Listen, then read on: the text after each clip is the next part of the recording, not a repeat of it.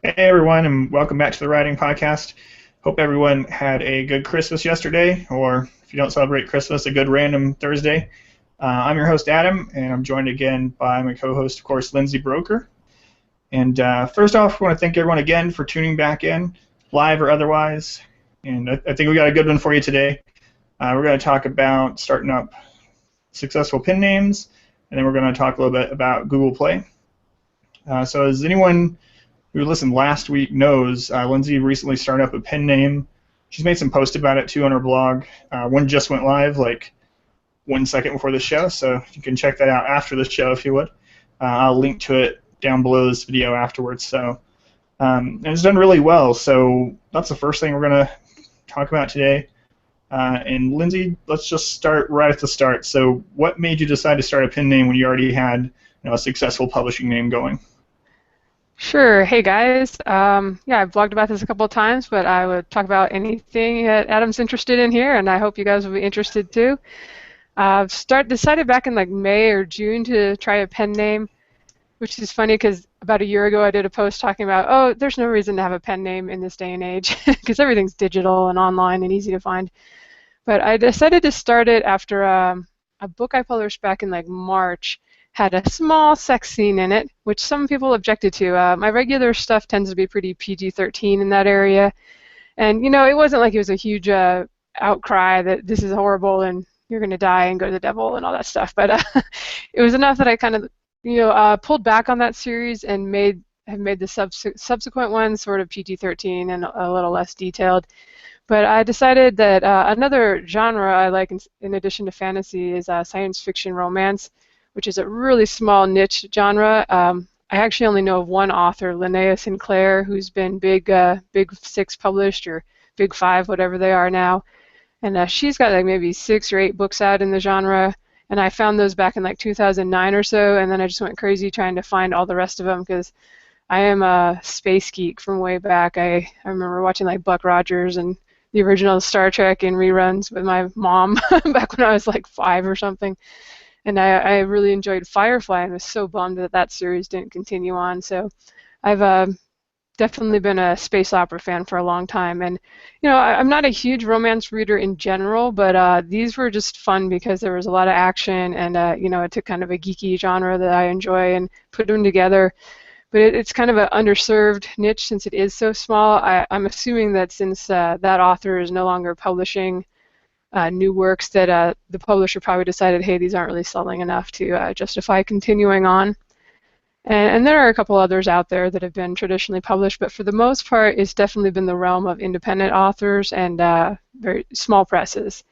And I've really struggled to find other books out there that I enjoy in the genre, so it's really been in the back of my mind for a couple years to think, yeah, maybe when I get time, I'll try that. And when I got the feedback about keeping the fantasy a little cleaner, I decided this would be a great time to branch off, and I'll just kind of keep my regular stuff, probably not so detailed, and go and put the naughty bits in the pen name stuff. So that was the reason, was kind of not being able to find what I wanted to read and, enjoying trying new things as a writer too. So you said you liked the sci-fi genre and everything like that, but it also sounds like, did it just happen to land in one of those really small niche markets, or did you kind of, because like you said, you're most known for doing your fantasy stuff, did you look into what you could kind of craft the story like to sell better to find those underserved things, or was that a coincidence? It was very much that, I'd kind of been watching the genre on Amazon for a while. It's probably only been about a year, I think, since Amazon made actual categories under romance. There's a fantasy category, a paranormal romance category, and also now a science fiction category. Before that, it would have been really hard to gain any momentum just because you couldn't specifically look for science fiction romance. And so the fact that that's now a category there is definitely part of what made me start thinking, might be a little easier to gain some visibility there and start doing well. As far as the stories themselves, I wanted to write what I enjoyed, writing what I was looking for. But I did kind of think, how am I going to do this so that when people read the first one, they're going to want to get the other ones? Even though, in romance, kind of the formula is to have a happily ever after at the end of the first book. And that's often all there is for those characters. So what I did is, it's all about, it's on a mercenary ship. and they're out in space, and so I've got this whole crew to draw upon. So there's I started with 3 female characters introduced in the first one, so each one of them can be a star in the future ones, and so you kind of the people who were like main characters in the last book will still be side characters in the new book. So I think that helps make people want to check them out. And I will say that it's not as much of an auto buy, I think, for readers as if you can do a series where it's the same characters in each book. So, which I have seen done in romance, especially people will do a serial and they'll just kind of make the story go over like 3 books instead of 1. So the trade-off, I think, is that I can promote any of those opening books. I just released the 4th one. And any of these could stand alone. So in the future, I may switch which one is, right now I've got the first one perma-free. I may switch that, and I can do ads, on the sites that, one of my problems with my Emperor's Edge series is that I pretty much can only advertise the first book, because if you start anywhere else in the series, you're going to be kind of lost. And there's only so many times you can submit to BookBub with a book 1 in a series, so some different stuff with this one to play with. Yeah, so you said there's 4 out now. So what month did you start writing for these? And we haven't even mentioned it yet, but you actually put multiple ones out at the same time to start with, right? And when was that that they actually came out? When did you start kind of planning and writing all these out? Yeah, I started last summer, and I knew from the start I wanted to try to get the first 3 ready to go, if not all at once and really closely together. This was after reading, I think it's Hugh Howey talked about Liliana Hart talking at maybe one of the RWA conferences or something like that, and she'd taken like five books to start, launch all at the same time, and then was doing 1 book a month after that, and just had a really great release, really gained a lot of momentum doing that way. I knew there was no way I was going to get 5 or 7 ready to go, just because I was still writing my regular stuff that was actually paying the bills. But I got the first 3, and I launched the first one around October 10th, made that 99 cents, and right away I put it for free in the other stores, trying to get it free on Amazon. And the second one I launched a week later and made that $3.99 and put it in Kindle KDP Select so that I could kind of use some of the advantages that Kindle Unlimited is offering right now. And the third one, I had hoped to have it ready to go at almost the same time, but it was about 4 weeks later. So that one came out mid-November sometime. And the 4th one I just published like yesterday or 2 days ago, so it's not really, I didn't even count it when I was calculating the earnings for the first one. So. All right, so yeah, you had this planned. Then you said this summer of 2014 or the previous?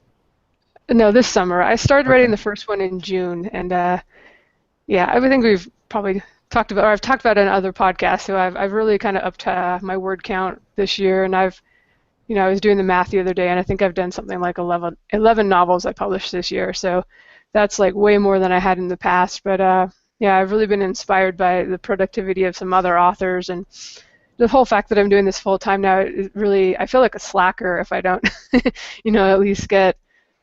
I try for 5,000 words a day when I'm working on something new. Right now with the holidays, it's been more like 2,000 or 3,000, and but I've definitely done like 10,000 word days, and some of these romances in particular were, yeah, I would write them in like a week and a half or so, for 80,000, 90,000 words, and I personally find as someone who usually writes epic fantasy, steampunk stuff where the storylines are bigger and there's usually a lot more characters, that these are much easier to write for me, and so they tend to be pretty linear stories with just your male and female lead as a point of view characters, so they come out more easily for the most part.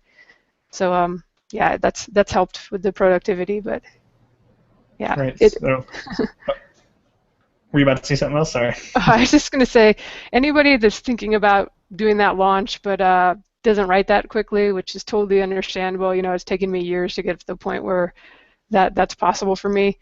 I would just say that it might be worth holding back on your first launch. As I did, I kind of waited till I had 3 rough drafts ready to go before really thinking about getting the first one out there. And it is possible right now to, I think, gain more momentum if you have more than 1 book ready to go, and it opens up some promotional opportunities that you don't really have so much just with 1 book. Right. Yeah. So I usually wouldn't ask people this, but I know you've already blogged about it also, so I want to ask, actual numbers. So you put pretty much three out right away. Well, you said the third one was like 4 weeks later. But in your first month, then it was mostly just the first two out, the free and the follow-up, right? Right. I think when I did that first blog post, I had just published a third one. So it's mostly based on the second book that the earnings were, and I don't know, it's 3,000 something. I don't have the post up, but I think it was about 3,200. So yeah, or 3,043 if you guys want to be exact. And that was including select borrows. Okay, and so obviously your first one was permanently free, so only the second book was in Select and KU, and I think that first, I don't remember what the first month that those would have been like the borrow price, but anyway, do you know what like percentage those was of borrows? I mean, is that the reason you went in, is to get those borrows and get a higher rank for the third one coming out, or? Well, the reason I went in part was because I've never explored this under my regular name, because when KDP Select became a thing, I already had readers on Kobo and Apple and Barnes and Noble, so I just felt like it'd be kind of a betrayal not to release everything and make it available for them. But one of the reasons I wanted to try KDP Select now is because Kindle Unlimited obviously came out this year, 2014, July or so. And I've been kind of hearing about how borrows count for as much as sales over at Amazon. And if you think about it, and actually what I found out, and I've mentioned this in the blog post, is that to get paid for a borrow, the reader has to get to the 10% point in the book. That doesn't, but to have it count towards your sales ranking, all they have to do is borrow the book. I suspected that pretty early on just from my results, and then a few weeks ago a German self-publisher or indie publisher did a really thorough scientific experiment. They released 4 titles, almost the same, and compared sales rankings based on borrows and sales, and whether people had read the 10% or just borrowed them. And as it turns out, it's a lot easier to get borrows than it is to get sales, which makes sense, because for people that are paying the $10 a month, everything that's in Kindle Unlimited is basically just going to the library for them. It's free. They can grab a stack of books, no biggie, if they don't end up reading past the first paragraph. So if you're able to sell enough to get into the category list for your categories, top 100, or ideally the top 20, then those borrows can really help keep your sales ranking up. And that's what I saw with this pen name thing. The perma-free helped, and I'm sure that it would have sold some books either way, but basically for about 8 weeks I had books 2, had the second book, and then the third book when that came out were in the top 20 for my little niche. And it's actually doing better than I thought. I thought this niche was so small that even being in the top 20 wouldn't be that big of a deal. That's what I've experienced with steampunk, kind of a similarly small niche. But these, even though these are more science fiction, they seem to share the common thread with the other romance books, in that the readers can be really voracious readers. And I had several people email me and say, yeah, I read all 3 of your books yesterday. I'm like, yesterday? Some of them are almost 100,000 words, so it's not like they're really short books. But yeah, and I got a lot from people that I read all 3 of them this weekend or something. So that definitely helps when you've got people that just want to devour them out there. Right, yeah, and so you said they all kind of stand alone but go together. Are you planning, now that you have more of them out, and you may have gotten your big burst of free downloads out of the way that helped get it started, are you planning on pulling that one out of perma-free and putting it into Select also, or how are you feeling about that?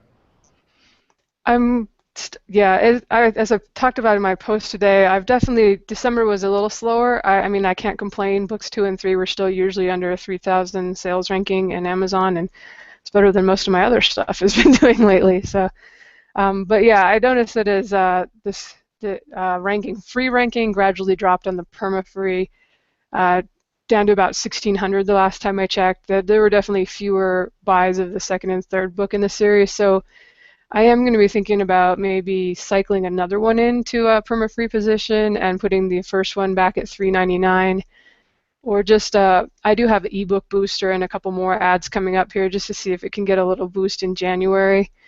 But I've definitely noticed with my Emperor's Edge series, where book one has been free for like three 3 years, that it's really tough to just it's down to like, I'm not sure what the ranking is, but if you're like 6,000 in the free store, then your perma-free is probably not helping you that much. So you got to think about, like, can I do some ads to get some more visibility there to get it higher up in the rankings, or is it maybe time to try something else?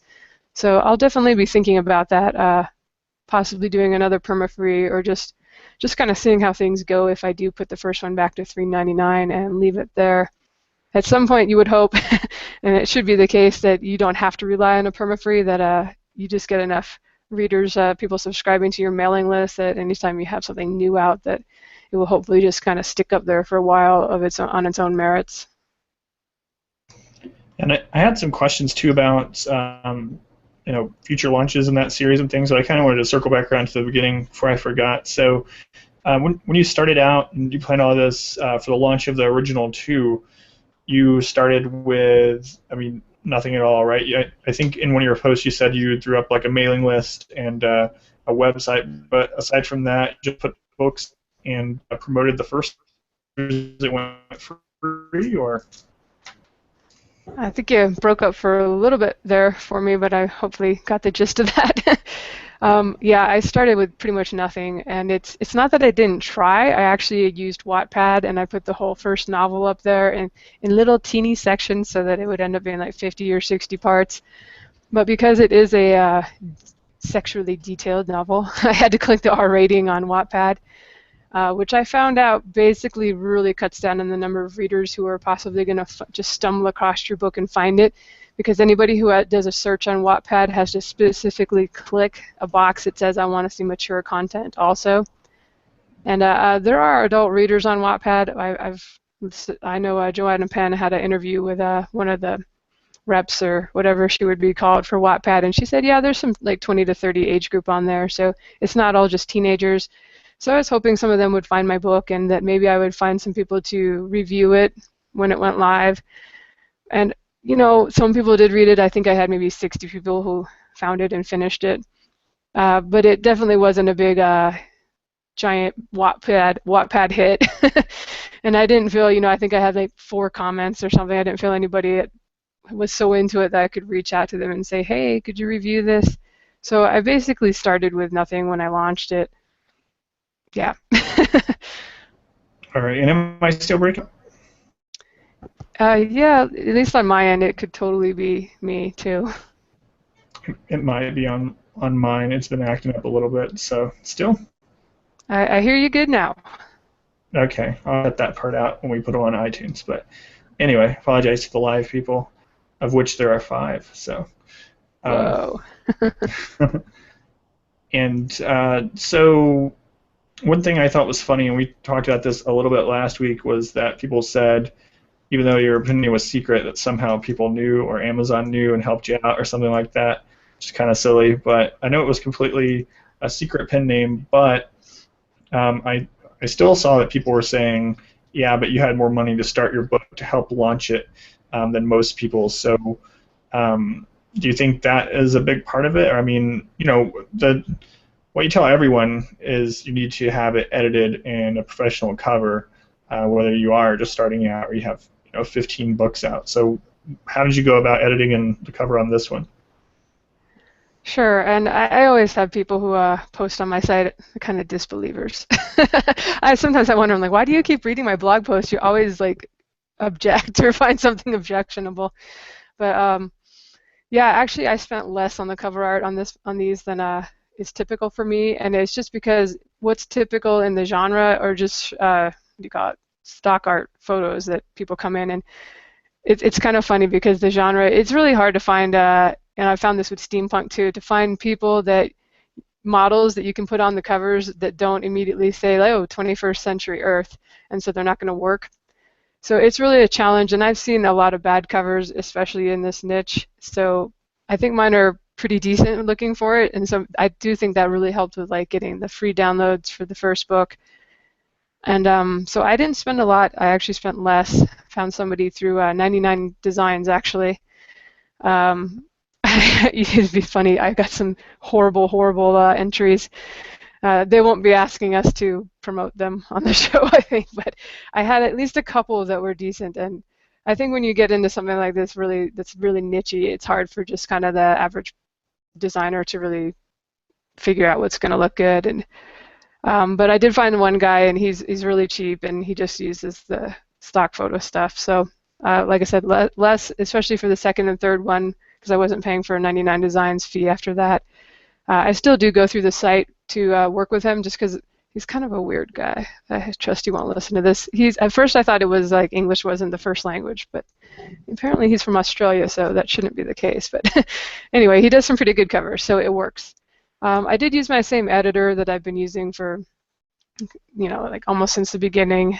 So that would be one thing I would probably spend more than average. It's usually about I think it ends up being a cent, 0.10 cents. I don't know. For like 100,000 word book, she charged me about $1,000. So you can definitely find an editor for less than that. It was easier for me, especially finding somebody that could work me in on short notice to use her. Other than that, I figured out in my most recent blog post I did today, and I think I ended up in the first 10 weeks making actually about like 12,000 from basically books 2 and 3 in this series, which is better than any of my regular stuff is doing right now, so yay. But I only spent about $200 on advertising, and the book covers are less than $200 each. And editing, whatever you find for a good editor is how much you're going to spend. With my very first book ever, I only spent $200, and the editing was totally unusable, so that was just a throwaway. I ended up having to hire another editor. So don't go too cheap, and get a sample edit first, no matter who you pick. Now, so you basically recouped all your cost in the first month then? I mean, just after? Yeah, pretty much. Obviously, the first book's kind of a throwaway because I never made any money on that, aside from I think I made 60 or 70 sales the first week with it at 99 cents. And I think that helped it have a good jump into perma-free. It already had a little bit of momentum going on. And what I did for those, I wasn't going to spend any money advertising it at all, especially when it was at 99 cents. But something like 3 people found it in the first 24 hours and bought it at 99 cents. So I was really stoked, because that doesn't happen in epic fantasy. I don't know how these people even find them before they show up in the search listings. But so I went and got an ad from BK Knights on Fiverr, and also Genre Pulse on Fiverr. Those were people I'd seen on the Kindle boards.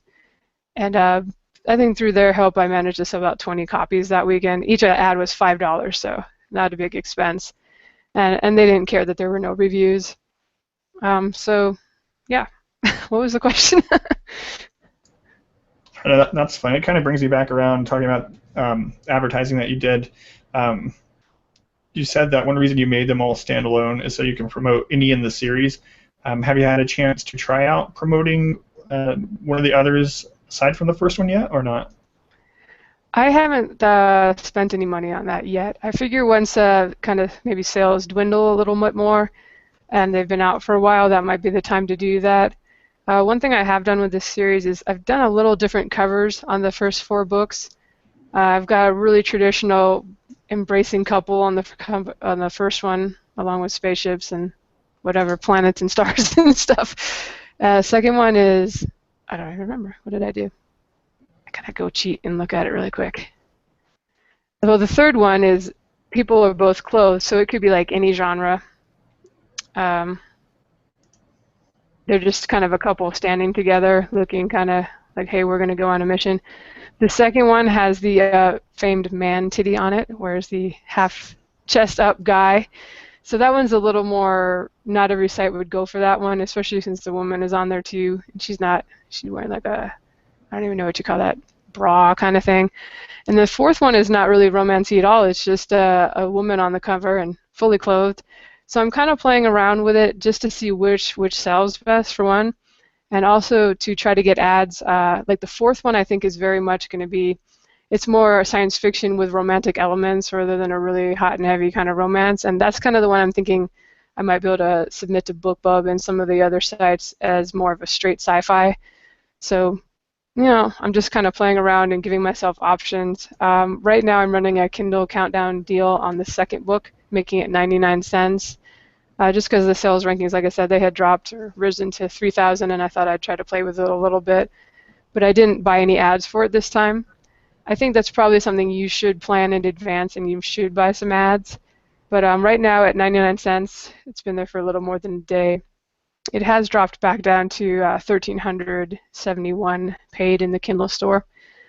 So just playing around with I've never had these options before because I've never been in KDP Select to do the 99 cent and have it actually give you the 70% royalty. So those are things in addition to the perma-free that I'll be playing with, and I will be this spring probably trying some ads on the other books. And I know I mentioned just really quickly before, you set up, one of the first things you did was make sure you had a mailing list set up for the pen name. How many is it up to so far? Last I checked, which was like a day ago, it had 122 subscribers.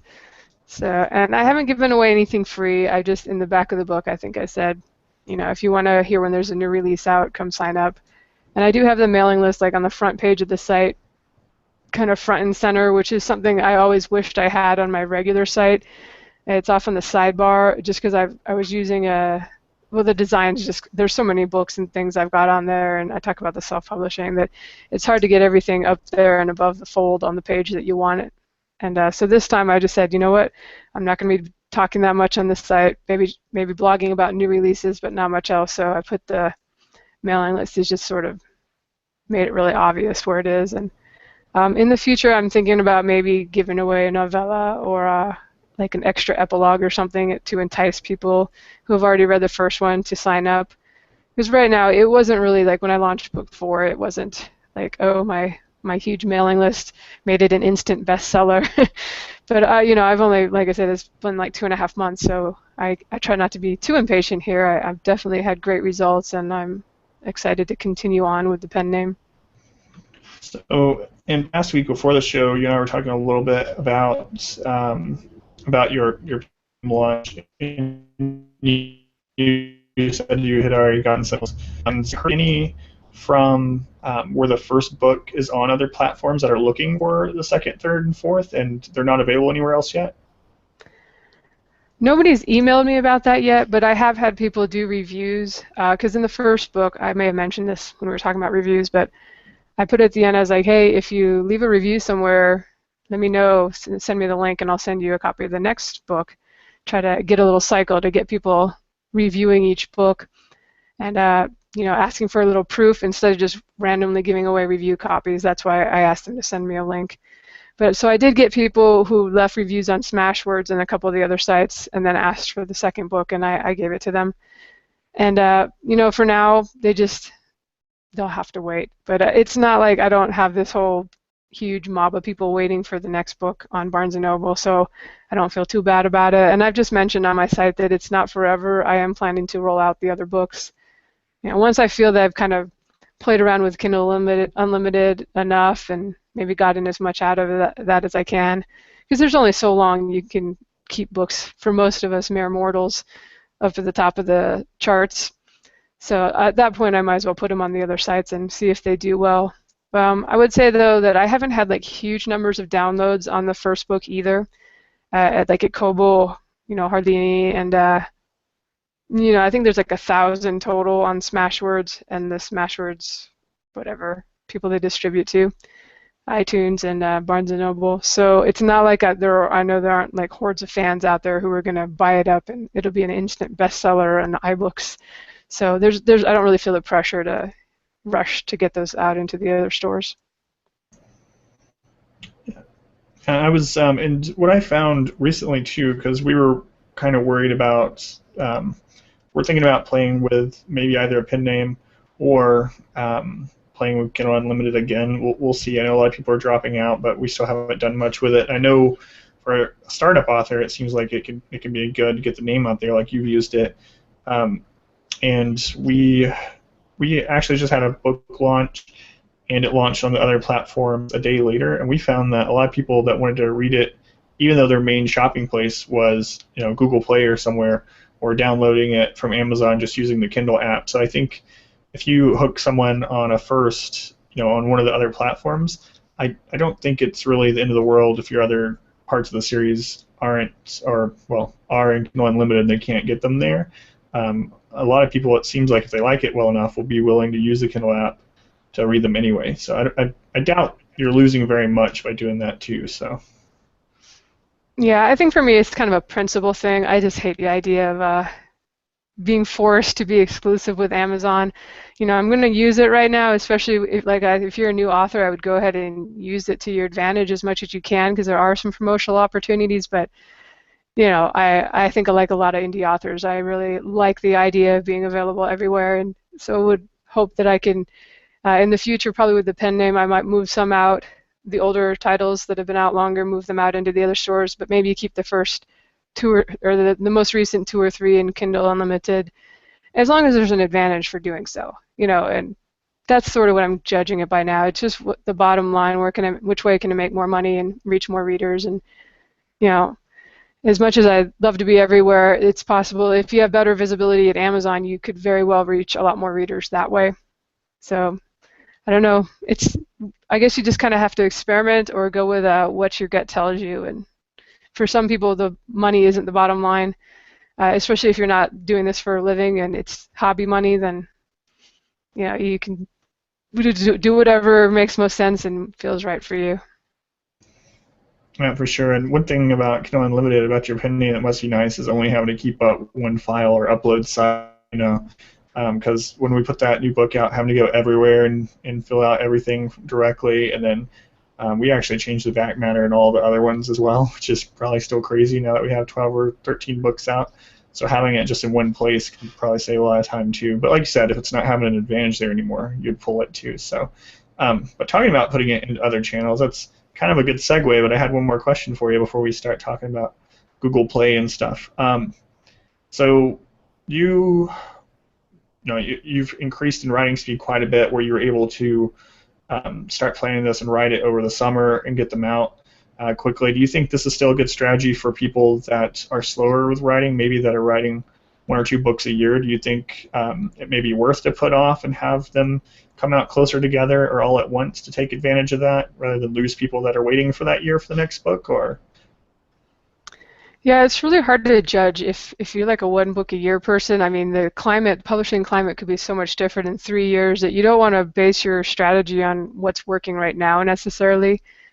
I would recommend reading Rachel Aaron's 2K to 10K book if you are wanting to write more quickly and get more books out. Some of it just comes with time, but I have found that some comes with experience, but also if you kind of see and hear what other people are doing, and if you start kind of figuring out, like for me, a big difference was I got into a lot more outlining, and I was really, I know usually before I set down like what the next 2 scenes are going to be and everything that's going to happen in them, and it's just so much easier to, I can pretty quickly just beat it, work it all out and write like 2,000 words an hour or even more when I know what I'm going to write. Definitely on days when I've done less outlining or I'm a little less certain of what's going to happen next, I'll definitely slow down a lot. So it just depends on what your goals are. If this is a hobby and that's all you ever want it to be, then just do what it makes sense and don't rush things. You don't want to. Well, there's kind of 2 schools of thought. Some people are like, I want to really take my time and make sure this is the perfect book and edit it 4 or 5 times, go through it. And then there are others, you've probably heard Dean Wesley Smith on some podcasts who, I don't think he does a second time through it all, or maybe he only does 1 more pass. And I've found for sure that it's so much easier for me to remember what's going on in the story and really stay in the flow if I write the whole first draft in 2 or 3 weeks. When I used to take longer, I would forget what happened back in the first third, and I'd end up having to go back and reread things and make sure I wasn't contradicting myself. So there's something to be said for learning how to write faster if your goal is to really be successful as an author. If you can write maybe 3 or 4 novels a year, then that's when I think if you're starting out or you're launching a new pen name or a new series, then it might make sense to hold back. I found that even with 2 that I could gain a lot of momentum. I did the first one perma-free and launched the second one around the same time. So even if you're just holding back on 2, if these are your first novels ever, then I'm not sure I would give you that advice, because you kind of probably need to see if you're going to be successful or hopefully we'll all be successful. But if you're like a lot of us, you may find that your work isn't quite as brilliant as you think it is, at least right with your first novel. So it may be, you might want to put one out there and see how well the reviews come in, how well it's received, what the potential is first. This may be more of a strategy for, like for me, excuse me, I'd already made some short story sales and that kind of thing, so I was fairly confident that at least my stuff was readable, and if somebody hated it, it would probably be based on the plot and the characters more than just basic writing stuff. Or pacing is a big thing with new authors. We struggle to figure out what we should leave out and what you can just skip. So I don't know if that's a real yes or no answer to your question. I guess it depends on the situation would be my response. So for an author that's already established and has some books out there, and they're, getting fairly decent reviews or things like that, do you think this strategy can work for someone that already has books out? So not as a pen name, but let's say, like one thing that we've noticed is 95% of our sales are from the same series or same world. There's 2 series in the world, and then we have a third series that is completely separate. It's the same basic genre, paranormal, urban fantasy, but we don't get too much sell-through, or I guess crossover, you would say, even under the same name. So do you think this is a good strategy for authors like that are starting a new separate series, still under the same name? Is it good to maybe save up 3 or 4 of those and put them all out there all at once to get the same traction, even though it is, like I said, a new name hitting the list? Yeah, I think you could save them up, or maybe plan to launch the first 3 1 month apart, because then you get you get that, there's talk of the 30-day cliff, whereas if you're able to gain some momentum on Amazon, then the algorithms will kind of help you out and maybe make your book stick at the top of your category for 30 days or so, and you appear in the new release, hot new releases little section over on the side if there's not too much competition. But then at the end of that 30 days, some people will really say that they fell off a lot, that their rankings just fell out from underneath them practically, and so that's when it's a good time to feed a second book into the system. With me, with this particular launch, because I had the perma-free, I don't think I experienced that that drop off. It's more that as the perma-free, after about 8 weeks, it stopped getting as many downloads, and after I'd done the ads that I could figure out that would work for this series, then that's when I dropped from like 1,500 sales ranking to like a 3,000 sales ranking. And so either 3 at once or one after the other, maybe. Especially, that's probably what I'm going to do with my next series under my regular name, is try to get the first 3 out 1 month after the other. What I might do with the first one is do 99 cents or $2.99, make it more cheaper than the others, and then have the second one on pre-order, so people actually can buy it if they're ready to buy it, while the first one's hopefully selling well. Okay, so yeah, it sounds like you start a completely new series, even under established name. You may want to save up your books or your writing to try to plan it to hit those 30 days, even if you don't put them all out at once. Yeah, I think so, and you're not alone. For sure. I get some. I feel fortunate to have a lot of readers that will read almost anything from me. Even last year, I did like a sweet contemporary mystery romance thing. It doesn't sell hardly at all. I think it sells like 30 copies a month. But that's a case of just doing one book in another niche, or even in the same genre but in a different series. And it's really hard to get any momentum or anything if you just have one book, if it's not related to anything else you have out. So someday I'll go back to that one and write a couple more, and then do some more advertising on that. But not every reader will cross over as much as you think you're awesome and you hope they think you're awesome. Some series just tend to take off and do better or appeal more to readers, and once they get the momentum on Amazon, that can really help too. But unfortunately, not every reader will care so much that they're going to just automatically buy everything you put out.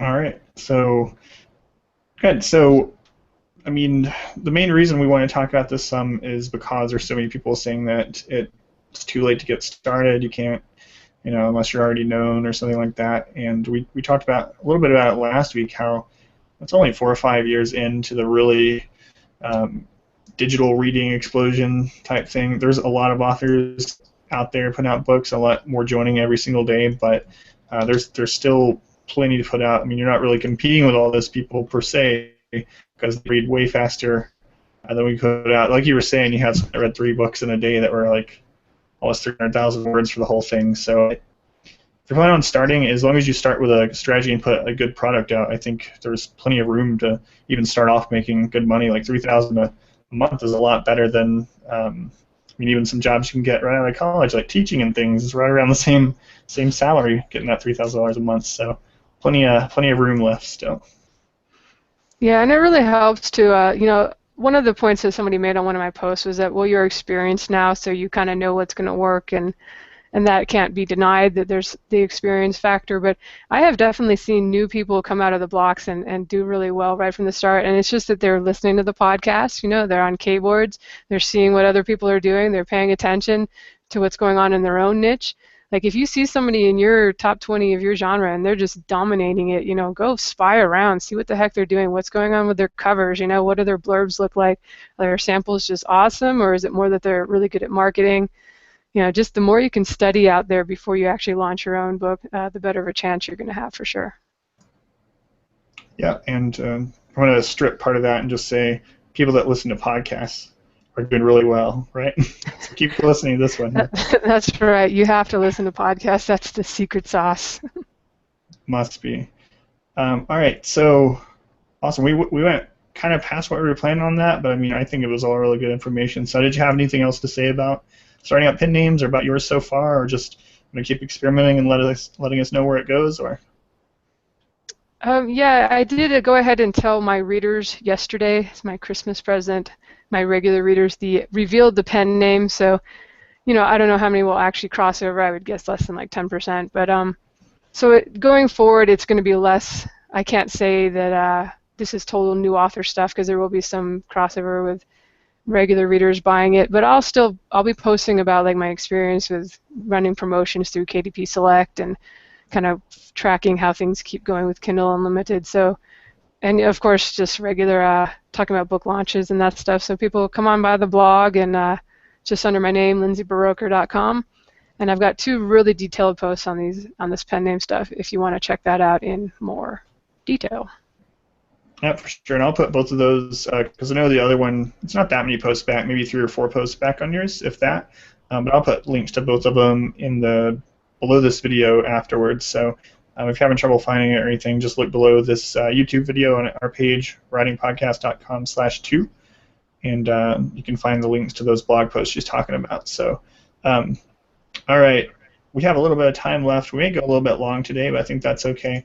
And Lindsay was wanting to ask me some things about Google Play because, if I remember right, you said you haven't crossed that barrier even with your real name.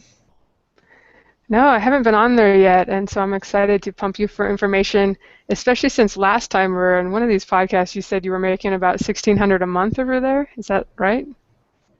Yeah, that's what we've been averaging per month. Sometimes a little more, sometimes less, but it's.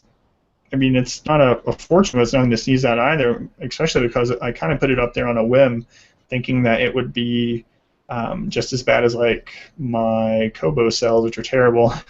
And but it's actually really quickly became the second highest income for the books as far as digital, well, any income actually at the moment. So I'm really glad that we decided to put it on there, and we've been on there now maybe about 4 months or so.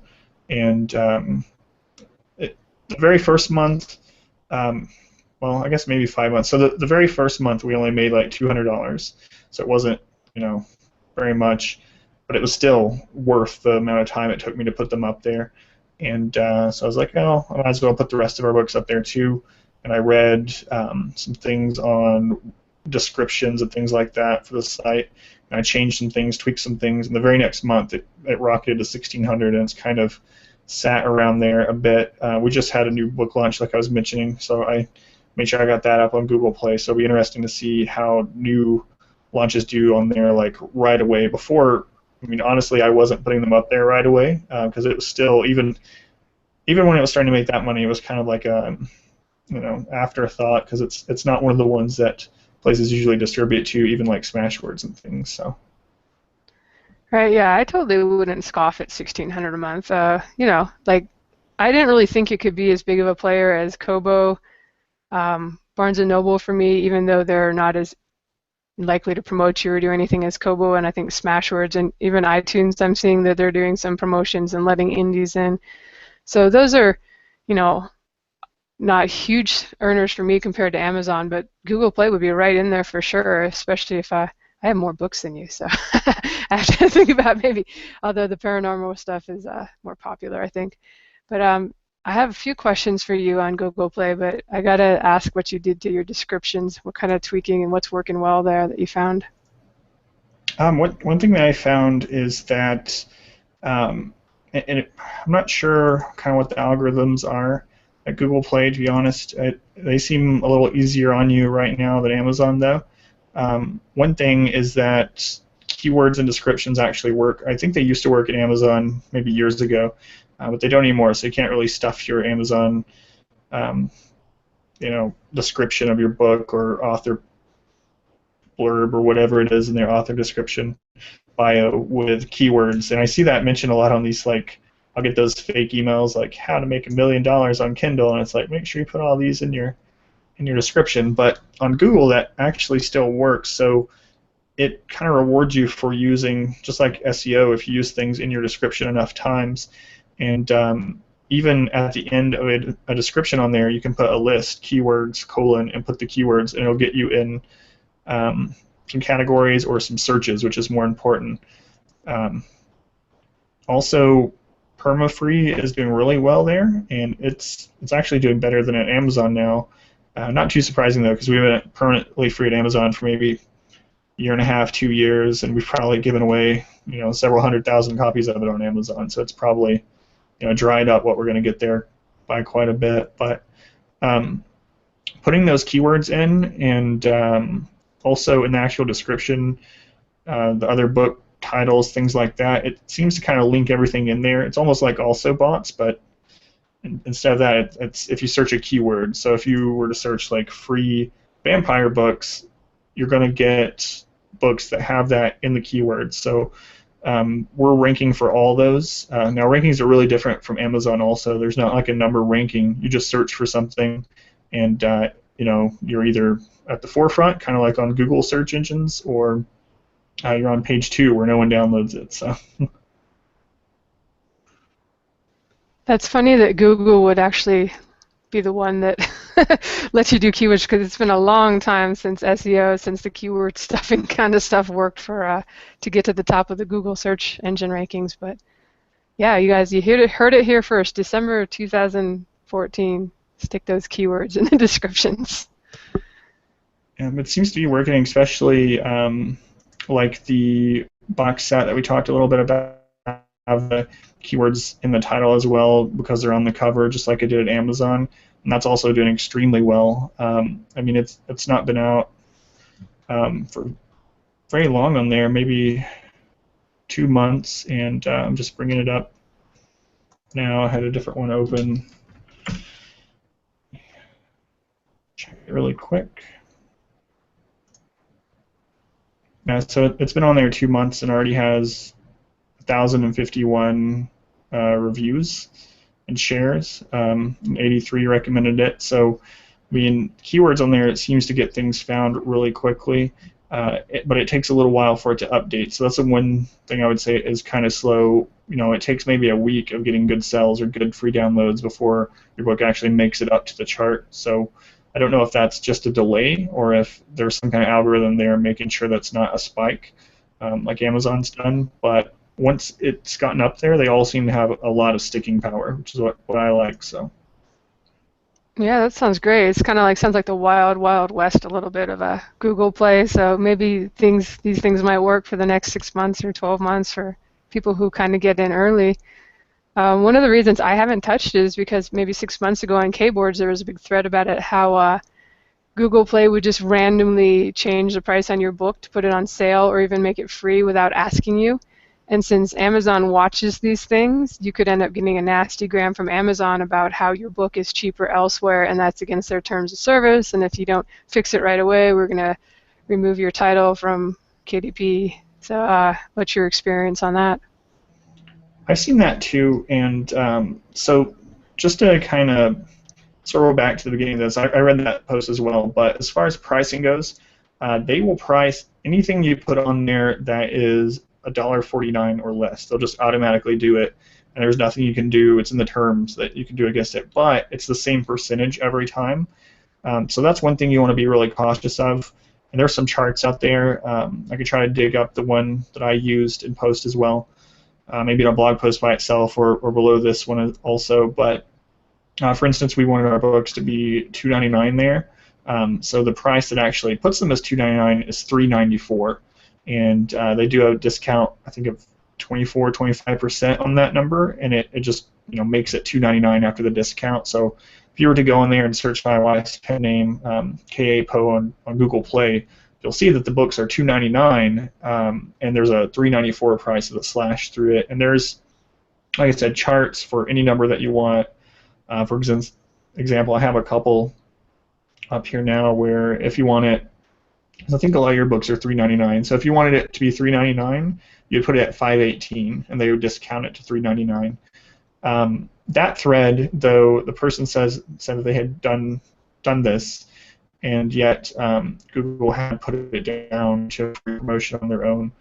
And I mean, that is a risk, and it as that thread showed, there is like a line in the terms that they're allowed to do that. There's probably a line somewhere buried in KDP that they're allowed to do that also. I haven't heard of them doing it, but what I would say, though, is we have taken some books down from there in order to cycle them in to select like a separate series, and Google Play is the fastest place that I've seen to implement changes to your book or take it down. So we would, to put it in select, try out KU.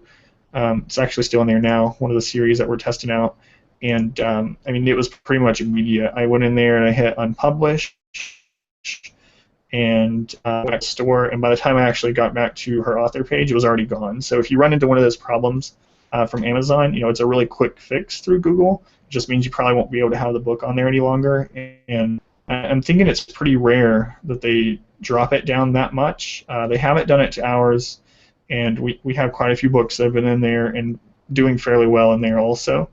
And I've really only heard like that one person have that problem that made that thread. So yeah, it's possible, but I've never ran into it, never had any problems, and like that, if it did happen, I would just go remove it from Google Play at that time, and it probably wouldn't have done that much damage by that time. So. Yeah, okay, that's cool to know that it's actually a predictable amount that they discount it. Yeah, you should definitely put that in the show notes because I want the link later. It's all about what I want.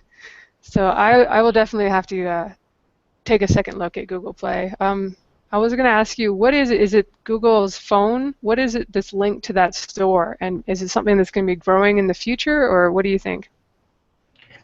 I'm really not 100%. I think like a lot of things, you can download the app to read it on a lot of the devices, browser, anything like that.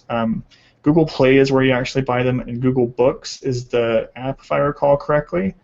The only thing that I've ever done is I've downloaded something to test them to make sure the formatting and everything looks correctly. And we have a lot of readers actually that have came and signed up to mailing list or liked Facebook and have commented about using it. So I'm not really sure what they're using exactly. So I don't have a ton of information on it. All I know is Google is definitely really huge. So if they wanted to make a good sized dent, well, it looks like they are already in the ebook market. I really think they're the ones that could do it, and so far that's really showing through our royalties also. Like I said, it's our second highest income off our books now, aside from Amazon. So yeah, some people, if anybody's listening to this and wants to leave a comment and let us know if there's actually any current tablets that are, I want to say maybe Android is linked to that. Yeah, I'd just be curious because it does sound like they're gaining market share, and so definitely makes sense to try to get some books in there, especially if, like you said, you can manipulate it so you can anticipate exactly how much they're going to discount the books. With the actual publication process, was it pretty easy? Just make an account and anything to be wary of? That's one of the other things that I see a lot are people saying that it's too hard to get it in there. Um,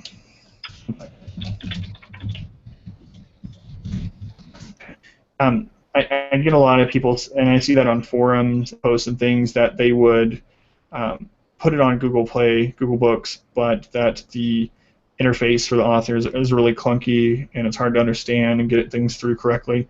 I really didn't have that much problem. I mean, it is different than the other one, so I mean, there's a little bit of a learning curve, but it's really not that hard. Your first time, it may take you, 30 minutes, an hour to do. Once you do it one time, you kind of have that template in your mind to keep doing it, and it becomes easy. The most recent book, I would say Google Play took me, 5-10 minutes to put it on there. So it's not that difficult.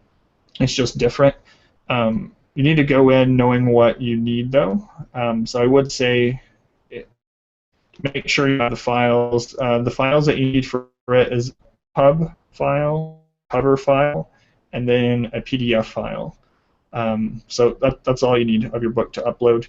And they accept them really quick. And I was actually really surprised by their support. I know it's kind of going off on a sidetrack for a second, but Christmas Eve, we had a problem with the upload. It was saying that I hadn't done something correctly, which I knew I had because I'd just done this a bunch of times.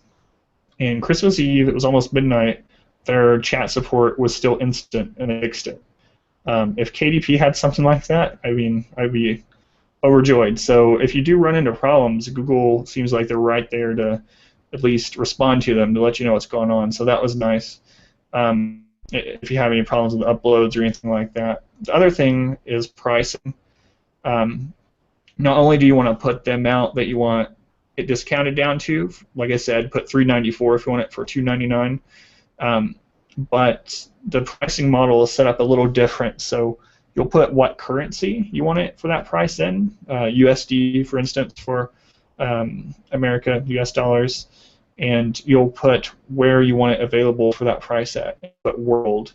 The thing about that is that one thing that I messed up on initially, which may have been another cause for only getting a couple $100 a month on the first month, was if you put world in USD, it'll be available for any country, which another good thing about Google is they're pretty much worldwide for the most part. I mean, I know the bookstore, they already service like 40 different currencies and are growing that, so it's already pretty widespread. But anyway, you need to, it'll still be available for them, but only if they pay in US dollars. So you want to make, there's separate lines, and you would make one for, whatever other currencies are you want. For instance, if you want it available in Australia, you would want to put AUD, and it has a guide there that shows you what country is which currency, and you put the price there, and it may be the same that you want for the US store, it may not, and you can put world for distribution there also, and that way, if for some reason someone's living in England and wants to pay with their Australian currency that they didn't, get changed over or something, they still can. So it may sound a little bit confusing. If you go in there and see the screen though, where you set up the pricing, I mean it's pretty self-explanatory if you know that you need to put one for every country you want to support that currency. So again, just put the 3-letter acronym or for the country, USD, for the majority of your sales, and then you'll put the price that you want, and then the price, I guess, where you want it priced that way, and world will make sure that anyone can see that price and pay however they want. So that was a little bit of the learning curve I talked about, where it took a while to get everything right the first time, but now it's just, I'll go in there and I basically copy from another tab where I've done another book. So that's pretty fast, and aside from that, just all the normal things. You get to choose DRM and all that good stuff. So. All right, I'm gonna have to give it another shot. I think I made it halfway through putting my first book up there, but I don't even think it asked me about price. So I don't know. Maybe I was doing something wrong. That was like 6 months ago, but I'm gonna give it another shot and see if I can make a little extra money there. And are you doing anything for promotions aside from messing around with the keywords? How do you think was that kind of the only thing that really helped get the sales rolling, or have you done any ads or anything that included Google links? We haven't really done that many ads. That place to put the Google buy link. We have a lot of places will like, for instance, I think you in your blog post mentioned ENT is one of the good promotional places for a lot of like Kindle, Nook, and well, they're spreading out I think a bit. So there's a place to put, do you have any additional comments about this book or anything like that? Anywhere that we promote a book, I'll also put in the comments, this is also available on Google Play at this link if you guys support that. And we haven't seen a ton of sells through promotion for it. The bigger sites obviously still contribute higher percent, but I think recently BookBub also has a spot now to put Google buy links. But getting back in there, we got in 2 or 3 times like a year and a half ago, and never again since. So since they've opened that up, we've not got into BookBub. But yeah, so that's another downside to Google right now, is that there's not a lot of places to promote it directly.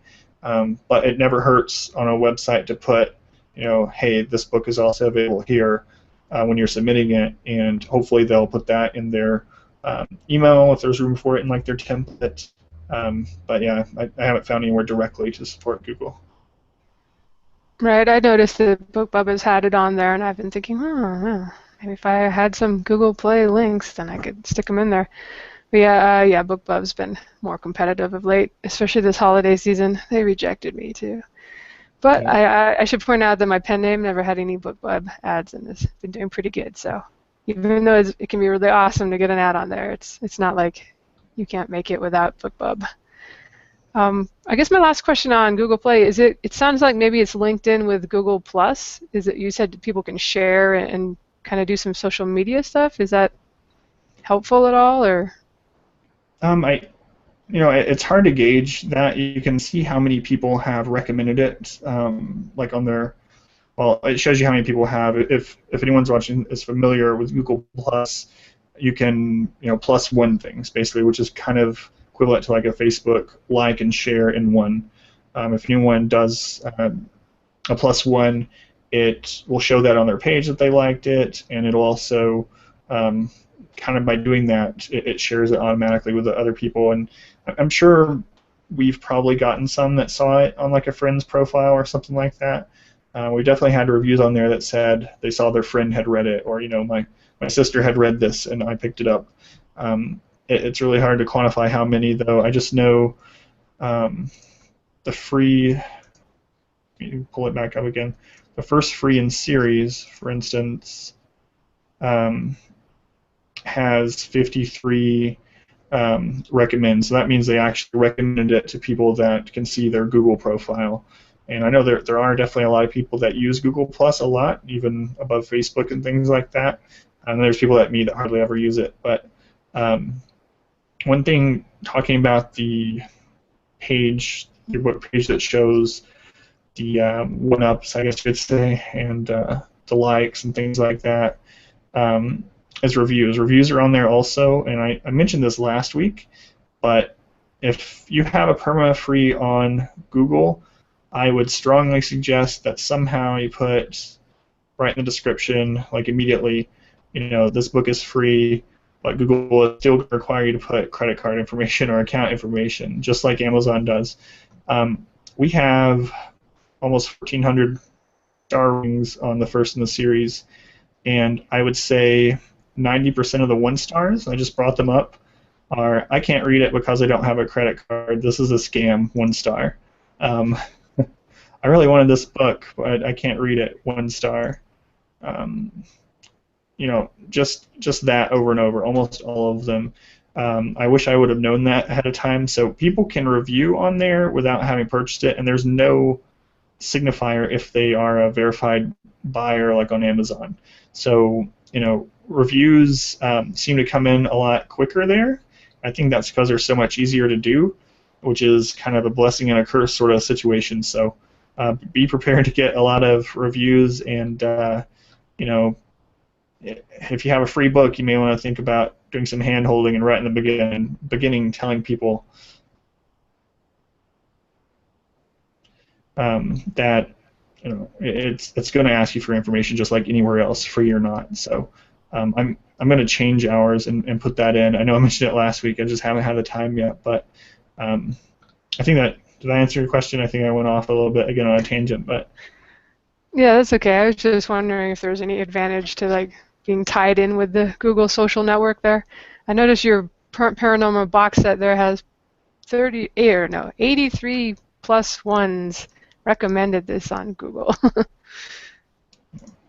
and with that one, which we talked about in the last episode, if anyone's watching and hasn't seen it, definitely go back and writingpodcast.com/1. We talk about box sets. It's a free box set, so again, ran into the same problem. I would say, um, you know, 75, 80% of the one-star reviews, if not more, are things like, I don't understand how this is free.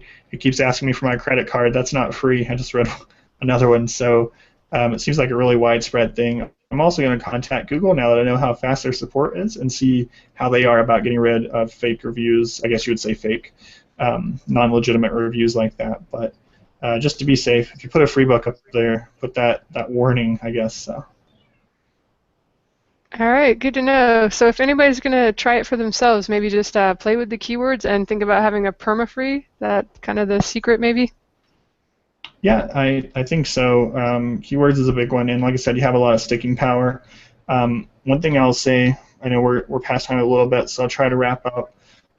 Right now, I mean, it's starting to go past us a little, but right now it's still kind of a small pond, fewer fish, so it's easier to be a big fish in this pond. It's getting bigger every day, though. I think there's a lot of money to be made on there. Obviously, if you have a good cover, a good book, just like any other platform, you're going to get a better chance. But then you can utilize things like keywords and perma-free. Another advantage is I really like the royalty statements come like right after the beginning of the next month. It's usually by the 3rd. You have all the information, and it's super accurate, more so than I get with Amazon. There are some disadvantages, though. So I know we talked about the price matching, which you can get around that, the discount part of it at least, and they're really fast to take things down to fix them if you do have problems. In my experience, again, I know there's definitely people out there with different results, but there's also no real-time sales data. It takes about 48 hours, and the only way you can get your sales data is to go in there and download a Excel spreadsheet. It's the only way right now. There's no charts or anything online, so you have to download it and actually add it up yourself. But so that that's a little bit of a task. I download it like once a month to see what we've sold, or if we have any promotion somewhere else, I'll download it. So no real-time sales chart. Like I said, the bestseller charts are really different. They take a lot longer to update, probably like 3 to 5 days maybe, of selling better before you actually start moving up in your rankings. I mentioned ads don't have that much of an impact right now as on other places. Yeah, I think aside from those disadvantages and the little bit of time it takes to learn how to get things on there, it's definitely worth it. Even if we were still making only that $200 or $300 a month, I would still be glad that we did it, because I mean it's actually a couple $100 a month, and now almost a couple thousand extra a month. So in my experience, I'd definitely say if you're not in Unlimited, if you're not only Amazon, definitely make sure you're going into Google Play also. I found it way more worthwhile than any of the other vendors so far. All right, that's good to know, and maybe in a month or two I'll actually have gotten my butt in gear and loaded at least one series up there, and I can chime in and see if I've had any luck too. That's all the questions I have on it. So. All right, so I think that was everything that I had to talk about it. So, and I don't see any questions on the site about it. I know it's the day after Christmas, so there's probably a lot of people still with their families and stuff, whether they want to be or not, right? So, extended families and things. But next week, before I go into that, did you have anything else you wanted to say this week, Lindsay? No, I think I'm good. Let's tell them all about how we'll have a guest next week instead of just us rambling. Yeah, so we'll have a guest next week. It's going to be Wayne Stinnett. He was on with us on the self-publishing roundtable a while back. It was a hot topic discussion, though, so he was on there with several other people, so it wasn't really like an interview with him. who was just explaining some of his experience with Kindle Unlimited. Next week, though, same time on Friday, 1 Pacific time, we'll have him on the show for interview, just the two of us and him, so we'll get a lot of information out of him this time. It'll be our first interview. Speaking of the new year, also, I want to let people know that I had intended to put the first episode and this one on iTunes, but I forgot that Apple shuts down iTunes Connect from the 22nd to the 29th. So the first opportunity I'll have to put them on there is probably right at the beginning of the new year, and we'll have the shows uploaded. So if you're watching these begrudgingly waiting for the audio to show up on there, that's when you can expect it. But I think that is all I had this week. Hopefully everyone found that helpful. I know that I feel like going and starting a pen name now, and Lindsay feels like going and hopping on Google Play. So we did our job for each other at least, so it's a good sign. But all right, that's it for us. I will see you guys next week. Thanks for watching. Bye-bye, guys.